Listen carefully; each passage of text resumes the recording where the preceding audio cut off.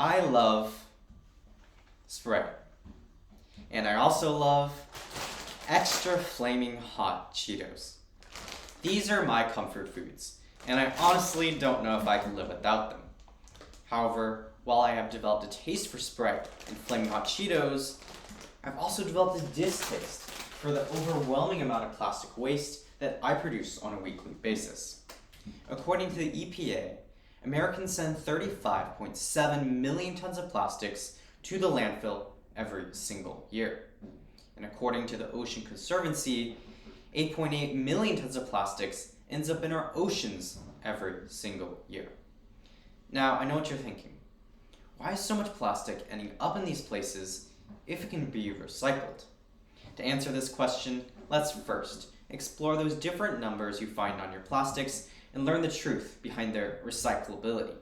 Second, learn the nuances of recycling plastic currently in the United States. And third and finally, discover the potential solution to this plastic recycling problem. Now, I'm sure you've all seen those numbers on your plastics with the recycling sign and have wondered what they mean. Well, today's your lucky day, so I'll be going through each number and explaining the plastic they represent. The first plastic on our list is polyethylene terephthalate, or PET. PET is commonly used in our classic plastic water bottles, like this one here. PET is also used in containers for condiments like mayo and ketchup, and a variety of other plastic packaging that we get from the grocery store. If you can't find the number on the plastic, it's quite easy to distinguish PET apart due to its hard but flexible nature, which is why it's so great for squeezing that ketchup onto your hot dog. Fortunately, PET is one of the most recyclable plastics and should go in the blue bin. Yet, despite this fact, the recycling rate for PET is only 31% in the United States. Plastic number 2 is high-density polyethylene, or HDPE. HDPE is a common plastic found in those heavy milk or water jugs, soap bottles, and medicine bottles. It is also very easy to distinguish HDPE apart due to its cloudy appearance compared to other plastics. The good news is that HDPE is also very recyclable, yet still, only 30% gets recycled in the United States. Now, an important thing to remember before recycling your plastics in general is to check the labeling if the product has it. These labels often contain important instructions for the consumer on how to properly recycle them. The soap bottle, for example, says to remove the pump and discard it in the landfill before recycling. The reason is that while the bottle may be made from HDPE and recyclable, the pump may be made from multiple plastic polymers, or for some other reason, cannot be recycled. Plastic number 3 is polyvinyl chloride, or PVC.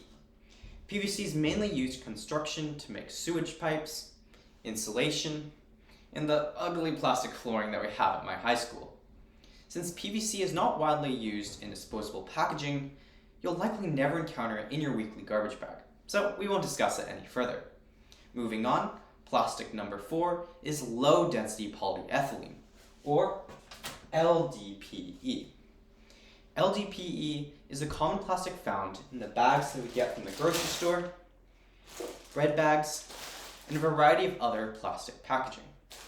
Like high-density polyethylene, low-density polyethylene is also recyclable, yet its recycling rate is much lower at only 9%. So why is this? Well, when you're dealing with LDPE, it'll likely take the form of a plastic bag. When these individual plastic bags go to the recycling sorting center, they can get stuck and jam the machines. However, by bagging all your bags together before recycling, the plastics are less likely to get stuck, and therefore more likely to get recycled. Plastic number 5 is polypropylene, or PP. Polypropylene acts as a strong barrier against moisture, grease, and other chemicals. Because of these properties, manufacturers have utilized polypropylene in a variety of food packaging, like takeout containers, yogurt and butter containers, and plenty of other food containers that you would get from the grocery store. Now, polypropylene is recyclable, But before placing your plastic food container in the recycling bin, it is important that you empty out any food remains you have into the compost first. The presence of food in recycling can contribute to something called contamination. And if the contamination rate is too high, the entire batch of recycling has to get turned over to landfill. That said, polypropylene is recyclable, yet like all the other plastics on this list, its recycling rate is low at only 3%. Now for the plastic I most despise, the notorious number 6, polystyrene, also known as styrofoam. Polystyrene is a cheap and easily formed plastic with a variety of applications. It is used to make plastic utensils, takeout containers, and those nasty foam peanut chips you find in shipping boxes. Due to its lightweight nature, polystyrene easily breaks apart and disperses throughout the environment to the detriment of wildlife. This problem is worsened by the fact that polystyrene is not recyclable and has to go in the landfill. It's for these reasons that my environmental club and I lobbied our local city council to ban polystyrene takeout containers, and we successfully got the ban we wanted. However, while this is a great first step, we need to ban polystyrene nationwide and phase out its widespread use. Now, you're probably wondering why the recycling rate for all of these plastics is so low across the board.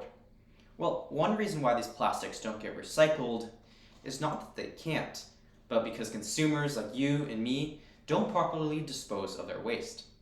So absorbing this information, remembering which of these bins to place your trash, will make a difference. However, the truth is that the problem lies not with consumers, but the system itself. For most of recent history, we have sorted our plastics and then shipped it off to China to actually be turned into new products. However, in 2018, China implemented its national sort policy. This new policy cracked down on the status quo by setting a 0.5% contamination rate for plastics. To give you a sense of the challenge that is to meet, the average contamination rate for American recycling is 25%. While consumer education, like I'm doing right now, can help reduce this percentage, reducing it to 0.5% is virtually impossible. As a result, hundreds of recycling centers across the nation have shut down and redirected their plastics to landfill. But although China's national sort policy has further complicated the state of plastic recycling, there is a bright side to it. By refusing to accept our trash, China has forced us to deal with our own waste and rethink how we approach single-use packaging altogether. This gives us the opportunity to turn towards more sustainable alternatives like biodegradables. But not all biodegradable labeled products are actually biodegradable. Bioplastics, which are derived from cornstarch, should not be placed in the green bin as they require advanced composting facilities that most places don't have. Even worse, many people mistake bioplastics for regular plastic and place them in the blue bin, contaminating our recycling. Unfortunately, bioplastics are not the solution to our waste crisis and must go in the landfill. Instead, we need to turn towards compostables like this container made from sugar cane bagasse. Bagasse is the byproduct of the sugar industry that was previously discarded after production. But recently, it has been repurposed to make takeout containers that can be composted. However, the list of alternatives doesn't stop there. One of my favorite alternatives is edible utensils. I mean, when it comes to convenience, why walk all the way over to your trash can when you can just eat your spoon for dessert instead? Or how about plates made from fallen coconut leaves? Or straws made from spaghetti? These alternatives sound crazy, but we need this innovation and creativity to tackle the waste crisis. While these Cheetos will last for about 30 seconds when I'm surrounded by my hungry siblings, the bag that contains them will last for more than 500 years. So, next time you go, throw your plastic bottle away, think about where it goes. And I don't just mean which bin it goes, but where it goes after you dispose of it. Thank you.